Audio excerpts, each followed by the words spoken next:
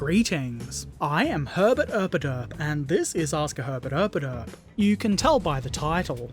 Before we begin, I want to present the excuse for my voice sounding a bit crap this fortnight.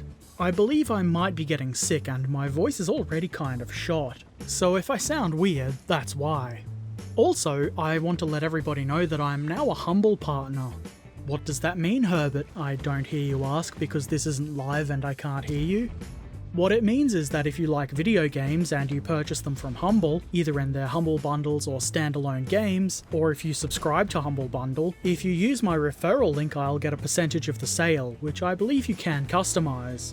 I would certainly appreciate it and it would help keep my channel running and such. Humble actually has a surprising amount of cool games available.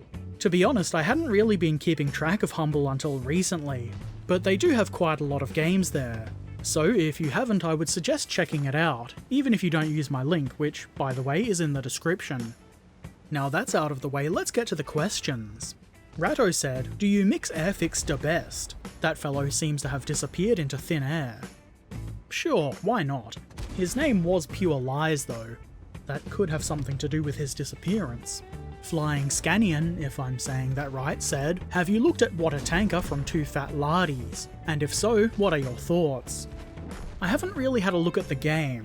Though I have been aware of its existence for a while, I don't really know much about it. I understand that you can play it with more than 2 people, but I don't really know anything about the rules at all, so I can't really form an opinion on it. I don't really need another set of rules to get confused by, and I don't often manage to play games anyway. Tabletop games at least, I manage to play plenty of video games. So I'm not really in a position where I feel like I need more games to keep things interesting or anything like that, if that makes sense. Probably my favourite thing about it is the name, because it's vaguely reminiscent of the saying, what a wanker, and I'm an immature child. Sneaky Zaku said, I have brought the game up in recent memory. What are your thoughts on the upcoming Fallout Wasteland Warfare game? And would you be interested in other games with an automated system like the Fallout game to allow for solo and co-op play? I have positive thoughts about Wasteland Warfare. Well, I haven't really thought about or checked out much about the rules, which I suppose is a large part of it, but I did see something about it having an AI deck to control enemies, which I think is a pretty cool idea. Mostly I'm interested in the models. I haven't pre-ordered it yet because I'm not a big fan of pre-ordering things, but I was just looking at the store page and I was giving it serious consideration, to the point where I added things to the cart only to find out that it would cost $66 to ship to Australia, which is absurd. That's about half the price of the things I was going to order. I still do want to buy it, but maybe it can wait. Even just the 2-player starter set by itself is $30 postage, and I suppose that's what I will get if I do order it. I guess they convinced me to buy less stuff. I was really hoping to get that big sentry bot. That thing looks cool, but I guess it'll just have to be the starter set. If I do buy it, I will probably make a solo gameplay video, but it will be with unpainted models. At first anyway, because otherwise it will take me months before I get to play it. I would also be interested in other games with a solo mechanic, but unless they have awesome models and they really tempt me, I'm not likely to buy them just for that mechanic. Top Bunk Productions said, would you be interested in getting any Nazi zombies from the Conflict 47 range? They look pretty sweet and I'm certainly tempted to buy them myself. Yeah, they do look really cool. Maybe next time I place an order with Warlord I'll finally get some Conflict 47 stuff. Maybe Nazi zombies? I'm not sure. I'm definitely keen for some of the Walker things for that game. The Soviet bear-looking infantry models are pretty interesting too. Gentleman said, do Japanese tanks have Honda VTEC? I would assume so, even though Honda didn't exist until after the war. They must have some kind of time travel technology. Plaid Squid 41030 said, bees? Ah, bees! The Chieftain said, what is your favourite tank? And Ducking Tanker added, and why is it a KV-2? Well, KV-2 is amongst my favourites, but for me it's too hard to pick a single favourite. There are way too many interesting and cool looking tanks to pick one. Though I would say my top handful of tanks includes the KV-2, Tiger 1, Cromwell and T-3485. They're my top tanks for purely aesthetic reasons, and also with the KV-2 because it's so derpy. Smoes said, what is your favourite V-Bomber / RAF Cold War plane, and will you ever build one? The only plane I can think of off the top of my head that I think fits that description is the Avro Vulcan. I could be wrong, but I'm pretty sure I'm not, so I guess that might be a favourite. It might not be a surprise to learn that, like tanks, I also find older World War II era planes to be more interesting. I was looking at jet models in the hobby shop the other week though, and I think I did see a Vulcan. I may get one someday because it's kind of an interesting looking plane, though I'm probably more likely to buy a propeller aircraft. Though a jet could be interesting, it's always good to do something different. James Valentine said, "Have you ever heard of name I can't say properly and the Slingshot channel on YouTube? I think it might be right up your alley with wacky inventions." He has unfortunately come under fire by the accursed YouTube police from time to time and from overbearing German laws, but it's a lot of fun. I had to check the channel to make sure it was the one I was actually thinking about, but yeah, I have heard of the Slingshot channel, and I'm subscribed to it. That guy comes up with some amazing stuff. It's not really surprising that he's having trouble with YouTube, what with all the gun stuff lately. I don't know what Germany's laws actually are, but there's probably a lot of frustration there too. I'm sure he probably gets demonetized quite a lot. That's the sort of dumb thing that happens when things are run by algorithm, I guess. I think everyone that does anything that even hints at guns has been a little bit worried lately, myself included, though I haven't really felt the sting of demonetization too badly so far. Either way, the guy makes some great videos and his laugh is kind of contagious, which is always a plus. There was only one question on the previous Ask a Herbert Erpaderp, and it's from RedGreen09 who said, "How do I post pics on this?" Yes, like show off some minis. The way to share pictures that I will in turn share here on Ask a Herbert Erpaderp is to go to my Discord server. There's a link to that in the description. You'll have to sign up and such, but once you're in there you should easily be able to just drag and drop pictures onto the Discord channel. Pretty simple. I'm not really sure how to explain it any better than that. And this nicely leads us into the section of Ask a Herbert Erpaderp where we look at the modelling that's been shared by the community on Discord. Penfold shared this Dragon SU-100, which looks pretty cool. And this pair of two S1s. The one on the right is a plastic model by Zvezda, and the one on the left is a die-cast model. He also shared this die-cast Tiger P, which also looks pretty cool. I do like the way the Tiger P looked. And there are 3 more models entering Penfold's painting queue. This Fujimi Valentine, which can be Soviet or British, and apparently had a very fiddly hull. This Dragon Churchill was reportedly a bit more fun to build and everything just fit nicely. This last one is a Matchbox M3 Stuart. First through the painting queue is the Churchill. This looks quite nice. Good work. These Fujimi Valentines have also begun their journey to paintedness. This Revell Cromwell and the M3 Stuart from before will be next. Burner581 said, "Digged this bitch out after 2 years. I'm not sure what this thing is called, but it looks like a very big angry boy. I kind of like the chainsaw. Burner says it's painted pretty shitty, but I don't think it's that bad. It is a bit rough in places and it could do with some highlights and things like that, but you can probably improve it quite easily, or just strip it all down and start again. Either way, keep us posted." Here's some more things Burner has been reworking.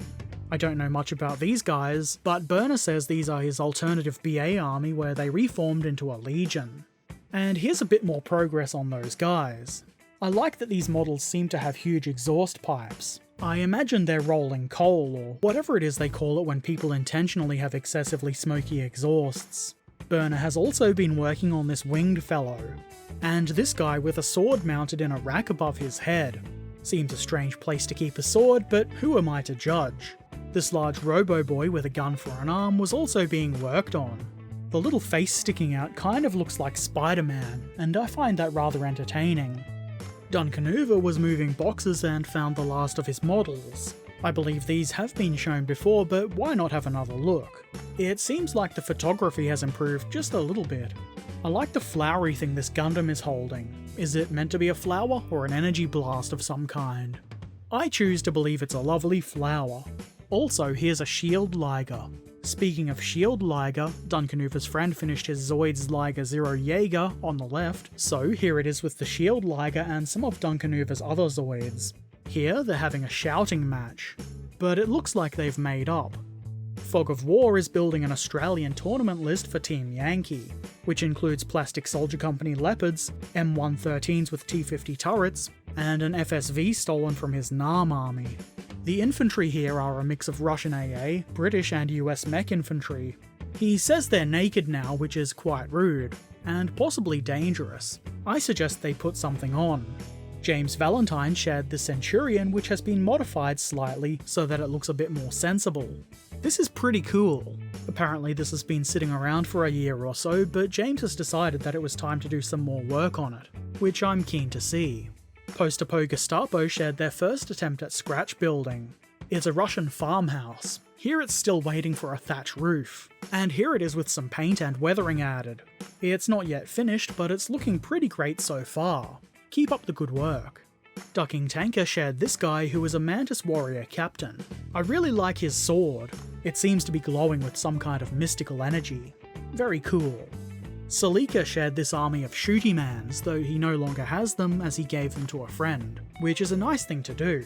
Still, even though you don't own them anymore, it is fun to look at them. Top Bunk Productions shared his completed US Airborne Force from the Band of Brothers starter set, complete with additional British Sherman 5 support. These have been seen in battle report pictures, but now it's time for close-ups. Here's the extremely dangerous and bloodthirsty HQ squad, the regular GI squad, the Mohawk squad because punk rock, and the Browning 30 cal team. Top Bunk also painted the German Grenadiers, also from the Band of Brothers box, with added Rubicon Panzer III. Here's the HQ team, the MG squad, the Assault squad, the half-track Bruno, and of course the Panzer III. All of these are really nicely painted. Good work. More good work from Top Bunk is this blown-up Dalek. This one is made to represent a particular on-screen casualty from Resurrection of the Daleks. It's seen here with a freshly painted Dalek of the same faction for comparison. Obviously the fresh one hasn't exploded, yet. Here's another destroyed Dalek. I rather like this one. The gold and white is quite interesting. And here's some in progress exploded Daleks. DAS modelling clay was used to make the squishy Dalek bits. Squishy Dalek bits. Nice work. The Flying Scanian said, "When does one have too many Shermans?" I don't know if there is such a thing. Some of these are the first 15mm scale tanks that Flying Scanian ever painted. Very cool. Sneaky Zaku shared this Airfix Cromwell he got for his birthday. This one has the snorkel gear. I left that off my Cromwell when I built that kit, which is one of the few Airfix kits that I've built that I think is really good. Ratto is visiting his parents this week, so he's painting these shooty mans with their big guns. McGobbo shared some shades of vengeance, Smirtios, I'm not sure if I'm saying that right, security grunts and leader from Era the Consortium RPG, which I know nothing about, but I do know that these are very well painted. Gentleman got a new compressor and he's very pleased with it. I notice you've been writing out some very mature adult words. Good job. The Lightspore shared his Light of Contagion, saying hopefully it's not terrible. Quite the opposite in my opinion, I think it's rather good. Very contagion-y. Also, as Ratto pointed out, it's your opinion that's the important one. If you're happy with it, that's what matters. Hugo the Panzer Builder shared this Hetzer. It looks really nice. The number on the side looks like it's been sprayed on. Is that a decal or did you use a stencil to spray it on? Or is it hand-painted? Either way, very very nice work. DDG-70 USS Hopper shared this A1H stating that it definitely needs more rockets. Everyone likes rockets. More DACA. Do rockets count as DACA? I don't know. Either way, more rockets. Some dude shared this Hurricane. It's an Airfix 1/72nd scale kit, which, as you can see, has been ever so slightly damaged. This is very nicely done. I like the smoke, it's quite effective. And that's it for the models and indeed Ask a Herbert Erpaderp this fortnight. Be sure to ask any questions you would like answered in the next Ask a Herbert Erpaderp in the comment section below or on Discord. And if you want to share your modelling pictures, you can do that on Discord too. Thank you very much to those who asked questions, and a big thanks to everyone who shared their modelling work. It's always an inspiration, so keep it up. Don't forget that Ask a Herbert Erpaderp is every second week now, so you've got plenty of time to come up with a question or share a picture. There's absolutely no rush, there never is. If you haven't already, why not sub here on YouTube, follow me on social media, or watch me stream on Twitch. And if you really like what I do, please consider supporting over on Patreon or perhaps purchasing a shirt or a mug from my merch store. You could also buy something from Humble Bundle using my referral link. That would be rad. Links to all of those things are in the description below. And as always, I shall return soon, so until then, be excellent to each other and thanks for watching. Farewell.